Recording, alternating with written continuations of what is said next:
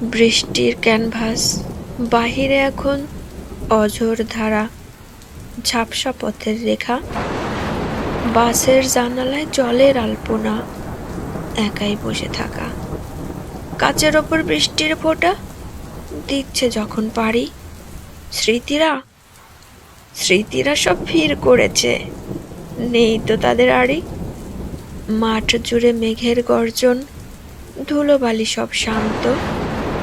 এই অবেলায় মনটা আমার ভীষণ রকম ক্লান্ত, তবুও ভেজা মাটির গন্ধে প্রাণটা ফিরে পাওয়া।